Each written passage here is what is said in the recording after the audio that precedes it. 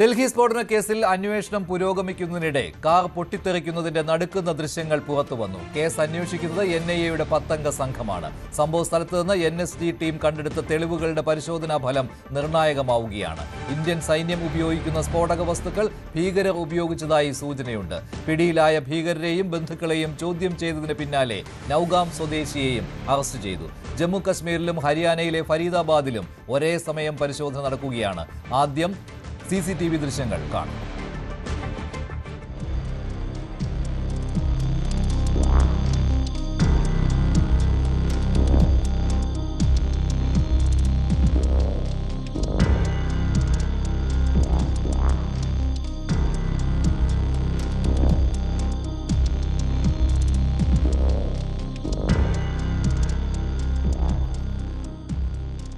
ഞെട്ടിക്കുന്ന ദൃശ്യങ്ങളാണ് പുറത്തു വന്നിട്ടുള്ളത്. അതേ ദിവസം തന്നെ ഡൽഹി പോലീസ് തുടക്കത്തിൽ തന്നെ വ്യക്തമാക്കിയതുപോലെ പതുക്കെ സഞ്ചരിച്ചിരുന്ന കാർ സിഗ്നലിന് തൊട്ടടുത്തെത്തിയ അതേ സമയത്താണ് പൊട്ടിത്തെറിച്ചത്. ആ സമയം വളരെ തിരക്കേറിയ ഒരു സമയം കൂടിയായിരുന്നു. വാഹനങ്ങൾ നിരനിരയായി വരുന്ന ദൃശ്യങ്ങൾ, ഒപ്പം ആളുകൾ റോഡ് ക്രോസ് ചെയ്ത് പോകുന്ന ദൃശ്യങ്ങൾ എല്ലാം അവിടെ ഉണ്ടായിരുന്നു. മെട്രോ സ്റ്റേഷന് മുൻവശത്ത് നടന്ന ഈ സ്ഫോടനത്തിന്റെ നടുക്കുന്ന ദൃശ്യങ്ങളാണ് ഇപ്പോൾ പുറത്തു വന്നിട്ടുള്ളത്.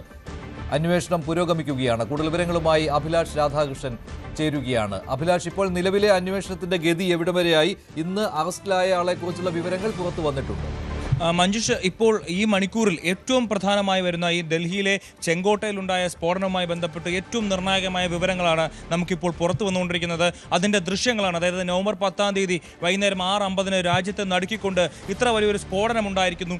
ആ സ്ഫോടനം അവിടെ അന്ന് എന്താണ് സംഭവിച്ചത് എന്നുള്ളതിൻ്റെ ഏറ്റവും നിർണായകമായ ദൃശ്യങ്ങളാണ് നമ്മളിപ്പോൾ കണ്ടുകൊണ്ടിരിക്കുന്നത്. നമുക്കറിയാം, ഈ CCTV ദൃശ്യങ്ങളാണ് പുറത്തു വരുന്നത്. ആ CCTV ദൃശ്യങ്ങളുടെ മുകളിലെ ടൈം കോഡ് ശ്രദ്ധിച്ചാൽ അറിയാം. നവംബർ 10, 11-ാം മാസം 10-ാം തീയതി രാത്രി വൈകിട്ട് 6:51 അടുക്കുമ്പോഴാണ് ഇത്തരത്തിലൊരു സ്ഫോടനം ഉണ്ടാകുന്നത്. നമുക്കറിയാം, തിരക്കേറിയ റോഡാണ്, 4 വരി പാത, വൈകുന്നേര സമയമാണ്. നിരവധി ആളുകൾ, നമുക്കറിയാം, നിരവധി വാഹനങ്ങൾ ഈ വഴി പോകുന്നുണ്ട്.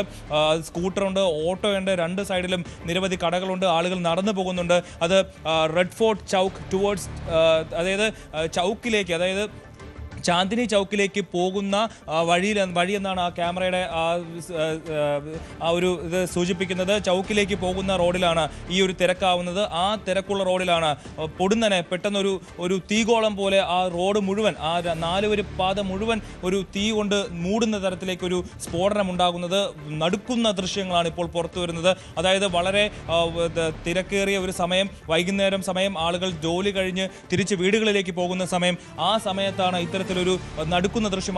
ആ തീഗോളത്തിന്റെ ഒരു വലുപ്പം തന്നെ കണ്ടാൽ അറിയാം മഞ്ജുഷ്, നമുക്ക് എന്തുമാത്രം വലിയ രീതിയിലുള്ള ഒരു സ്ഫോടനമാണ് നടന്നത് എന്നുള്ളത്.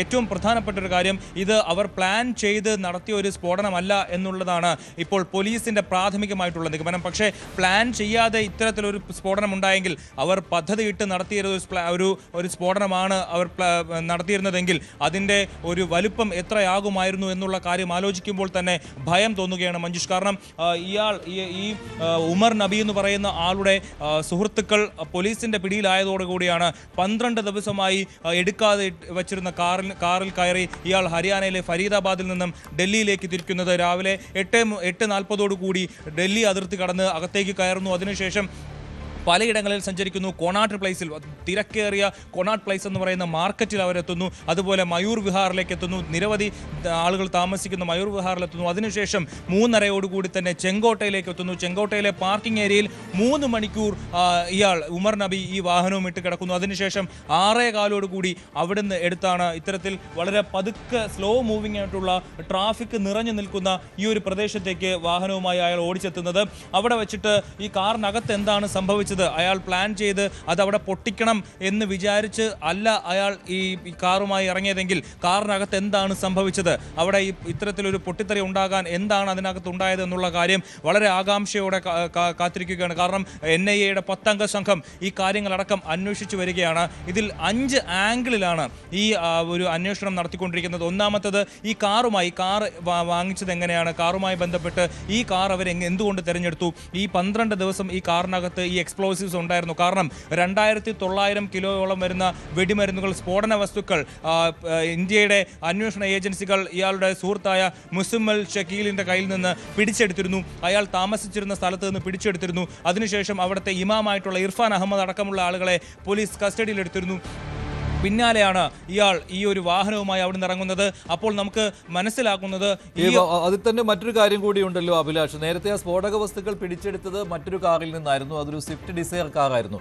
ആ കാറിന്റെ തൊട്ടടുത്ത് തന്നെയായിരുന്നുവല്ലോ ഈ കാറും പാർക്ക് ചെയ്തിരുന്നത്. ആ ദൃശ്യങ്ങളും പുറത്തു വന്നിട്ടുണ്ട്. മെഡിക്കൽ കോളേജിലെ ആ ദൃശ്യങ്ങൾ പുറത്തു വന്നിട്ടുണ്ട്. അവിടെയാണല്ലോ 12 ദിവസം ഈ കാർ ഉണ്ടായിരുന്നത്. അപ്പോൾ ഈ അന്വേഷണ സംഘം മറ്റൊരു കാറിൽ നിന്ന് സ്ഫോടക വസ്തുക്കൾ പിടിച്ചെടുക്കുമ്പോൾ സ്ഫോടക വസ്തുക്കൾ നിറച്ച കാർ അതേ പാർക്കിംഗ് സ്പേസിൽ ഉണ്ടായിരുന്നു എന്നാണോ ഇപ്പോൾ അന്വേഷണ സംഘത്തിന്റെ വിലയിരുത്തൽ? ആ കാറാണ് ഉമർ ഓടിച്ചുകൊണ്ട് ചാന്ദ്രി ചൗക്ക് ഭാഗത്തേക്ക് പോയതും അത് മെട്രോ സ്റ്റേഷന് മുൻവശത്ത് വെച്ച് പൊട്ടിത്തെറിച്ചതും. ഈ ഒരു നിഗമനമാണോ ഇപ്പോൾ ഉള്ളത്? അതെ മഞ്ജുഷ്, കാരണം ഈ രണ്ട് വാഹനങ്ങളും, ഈ സ്വിഫ്റ്റ് ഡിസയർ എന്ന് പറയുന്നത് ഈ ഉമർ നബിയുടെ കാർ ആണെന്നുള്ളതാണ് നമുക്ക് ലഭിക്കുന്ന വിവരം. അതിന്റെ തൊട്ടടുത്ത് തന്നെയാണ് ഈ ഹ്യുണ്ടായി i20 കാർ, 2013 മോഡൽ വെള്ള നിറത്തിലുള്ള ഈ കാർ ഉണ്ടായിരുന്നത് എന്നുള്ളതാണ് നമുക്ക് വരുന്ന റിപ്പോർട്ടുകളിൽ നിന്ന് മനസ്സിലാവുന്നത്. അങ്ങനെയാണെങ്കിൽ ഈ കാറിനകത്തും അവർ ഒരുപക്ഷെ പോലീസ് റെയ്ഡ് ചെയ്യുന്ന സമയത്ത് ഈ കാറിനകത്തും ഇത്രയും വലിയ സ്ഫോടക വസ്തുക്കൾ ഉണ്ടായിരുന്നു എന്നുള്ളതാണ് മനസ്സിലാകുന്നത്. അങ്ങനെ ഈ കാറുമായി, അതായത് തൻ്റെ കയ്യിൽ ബാക്കിയുള്ളതുമായി എന്തെങ്കിലും ചെയ്യാം, അതുമായി രക്ഷപ്പെടാം. അതായത് വാഹനമാണ് ഉപേക്ഷിച്ച് രക്ഷപ്പെടുകയല്ല ഉമർ നബി ചെയ്തത്. പകരം ആ കാറുമായി അവിടുന്ന് രക്ഷപ്പെടാനാണ് അയാൾ ശ്രമിച്ചത്. അങ്ങനെയാണ് അയാൾ ഡൽഹിയിലേക്ക് തിരിച്ചത്. എന്തുകൊണ്ട് ഇയാൾ ഹരിയാനയിൽ നിന്ന് ഡൽഹിയിലേക്ക് തിരിച്ചു എന്നുള്ളതും പ്രസക്തമായ ചോദ്യമാണ്.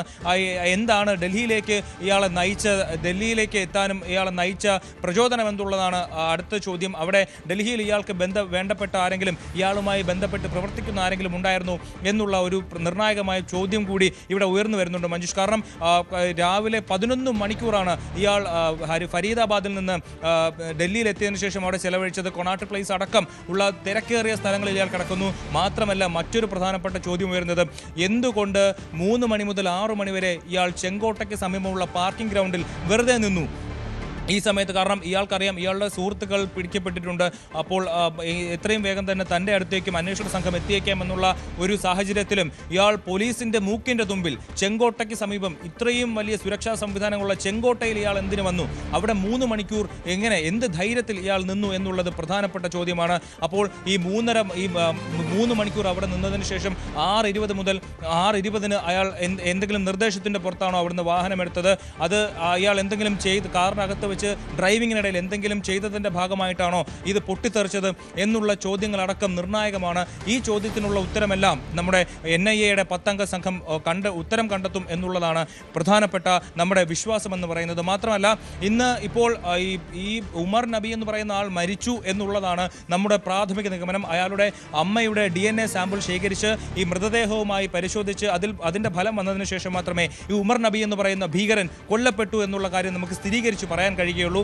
എന്നാൽ ഇയാളുടെ സുഹൃത്തുക്കളായിട്ടുള്ള നിരവധി പേർ ഇപ്പോൾ അറസ്റ്റിലായിട്ടുണ്ട്. ഒന്ന് ഡോക്ടർ മുഹമ്മദ് ഗനായിൽ, മറ്റൊന്ന് ഡോക്ടർ ഷഹീൻ ഷഹീദ്, അതുപോലെ ഡോക്ടർ അദീൽ, അതുപോലെ ഡോക്ടർ സജ്ജാദ്, ഡോക്ടർ മൊഹീദ്ദീൻ, അതുപോലെ ഈ നബിയുടെ അമ്മയായിട്ടുള്ള ഷമീമ ബീഗം, അയാളുടെ 2 സഹോദരങ്ങൾ തുടങ്ങി നിരവധി പേർ അറസ്റ്റിലായിട്ടുണ്ട്. മാത്രമല്ല 2 ഇമാമുകൾ അറസ്റ്റിലായിട്ടുണ്ട്. ഒന്ന് ഇർഫാൻ അഹമ്മദ്, മറ്റൊന്ന് മുഹമ്മദ് ഇഷ്താഖ് തുടങ്ങിയിട്ടുള്ള ആളുകൾ ഇപ്പോൾ കസ്റ്റഡിയിലാണ്. ഇവരെല്ലാം ഇപ്പോൾ ജമ്മുവിൽ നിന്നും പുൽവാമയിൽ നിന്നും ഹരിയാനയിൽ നിന്നും ഒക്കെയാണ് അറസ്റ്റ് ചെയ്തിരിക്കുന്നത്. പലയിടങ്ങളിലായിട്ട് ഒരേ സമയം ഇപ്പോൾ അന്വേഷണം നടന്നുകൊണ്ടിരിക്കുകയാണ്. മാത്രമല്ല ഒക്ടോബർ 19 ഈ സംഭവം നടക്കുന്നതിന്, അതായത് മെനഞ്ഞാന്ന് ഈ സംഭവം നടക്കുന്നതിന് 20 ദിവസം മുമ്പ് ജമ്മുവിലെ ശ്രീനഗറിൽ ചില പോസ്റ്ററുകൾ പ്രത്യക്ഷപ്പെട്ടിരുന്നു. ആ പോസ്റ്ററുകൾ പതിച്ചവർക്കും ഈ ഒരു ഭീകര സംഘടനയിൽ പ്രവർത്തിക്കുന്ന വൈറ്റ് കോളർ മൊഡ്യൂൾ ഡോക്ടേഴ്സ് ഇവരുമായിട്ട് ബന്ധമുണ്ട് എന്നുള്ള ചില വിവരങ്ങൾ പുറത്തു വരുന്നുണ്ട്. അതിനുശേഷം തന്നെ ജമ്മുവിലെ ഷോപ്പിയാനിൽ നിരവധി ഇടങ്ങളിൽ ജമാഅത്തെ ഇസ്ലാമി എന്ന് പറയുന്ന അവിടുത്തെ നിരോധിത സംഘടനയുടെ കേന്ദ്രങ്ങളിൽ ഇപ്പോൾ റെയ്ഡ് നടന്നുകൊണ്ടിരിക്കുകയാണ്. അതേസമയം തന്നെ ഈ ഉമർ നബി അടക്കമുള്ള ആളുകൾ അസിസ്റ്റന്റ് പ്രൊഫസറായി ജോലി ചെയ്തിരുന്ന അൽ ഫല യൂണിവേഴ്സിറ്റിയിലും വലിയ രീതിയിലുള്ള തെരച്ചിൽ നടക്കുന്നുണ്ട്. അവിടെ വലിയ രീതിയിലുള്ള ചോദ്യം ചെയ്യലുകൾ നടക്കുന്നുണ്ട്. 70ഓളം പേരെ ഇതിനോടകം ചോദ്യം ചെയ്തു എന്നുള്ളതാണ് മനസ്സിലാക്കുന്നത്. അപ്പോൾ അവിടുത്തെ ഇയാൾ പഠിപ്പിച്ചിരുന്ന വിദ്യാർത്ഥികൾ, അവിടുത്തെ മറ്റ് അധ്യാപകർ തുടങ്ങിയിട്ടുള്ളവരിലേക്ക് വരെ അന്വേഷണം പോകുന്നുണ്ട്. മാത്രമല്ല ജമ്മുവിലെ ഇയാൾ ജോലി ചെയ്തിരുന്ന 2020 കാലഘട്ടത്തിൽ ജമ്മുവിലെ ജോലി ചെയ്തിരുന്ന ആനന്ദനാഗ് ആശുപത്രിയിലും അവിടുത്തെ ആശുപത്രിയിലെ മറ്റ് ഡോക്ടർമാരുടെ പശ്ചാത്തലം കൂടി പരിശോധിക്കുന്ന തരത്തിലേക്ക് കാര്യങ്ങൾ പോകുന്നു. വിപുലമായ അന്വേഷണമാണ് നടക്കുന്നത്. ഡൽഹി, ഹരിയാന, ഗുജറാത്ത്, അതുപോലെ ജമ്മു തുടങ്ങിയിട്ടുള്ള പ്രധാനപ്പെട്ട എല്ലാ മേഖലകളിലും അന്വേഷണം വ്യാപിച്ചു കിടക്കുകയാണ്. ശരി അഭിലാഷ്, എന്തായാലും ജമ്മു കശ്മീരും അതുപോലെ തന്നെ ഹരിയാനയും കേന്ദ്രീകരിച്ച് നടന്ന വൈറ്റ് കോളർ ഭീകരവാദ ആസൂത്രണത്തിന്റെ ഫരീദാബാദ് മൊഡ്യൂൾ എന്ന പേരിൽ ഇപ്പോൾ അറിയപ്പെടുന്ന ആ വൈറ്റ് കോളർ ഭീകരവാദം, അതിൻ്റെ കണ്ണികളെ അറസ്റ്റ് ചെയ്തതിന് പിന്നാലെയായിരുന്നു ഡൽഹിയിൽ ഈ സ്ഫോടനം ഉണ്ടായത്. ഉമർ എന്ന ഡോക്ടറാണ് ഈ സ്ഫോടനത്തിന് പിന്നിലെന്നുള്ള കാര്യത്തിൽ സംശയമില്ല. ഉമറാണ് മരിച്ചത് എന്ന് തന്നെയാണ് ഇപ്പോഴും സംശയിക്കുന്നത്. അത് തെളിയിക്കുവാൻ DNA പരിശോധന മാത്രമേ ഇനി ബാക്കിയുള്ളൂ. എന്തായാലും ആ ഭീകരവാദ കണ്ണിയിലെ കൂടുതൽ ആളുകളെ കണ്ടെത്തുവാനുള്ള ശ്രമങ്ങളാണ് ഇപ്പോൾ ദേശീയ അന്വേഷണ ഏജൻസി നടത്തിക്കൊണ്ടിരിക്കുന്നത്. അതിനിടെയാണ് നടുക്കുന്ന ഈ ദൃശ്യങ്ങൾ പുറത്തു വന്നിട്ടുള്ളത്. മിനിയാന്ന് വൈകിട്ട് 6:50 ആ കാർ പൊട്ടിത്തെറിക്കുന്നതിൻ്റെ ദൃശ്യങ്ങളാണ്, CCTV ദൃശ്യങ്ങളാണ് പുറത്തു വന്നിരിക്കുന്നത്.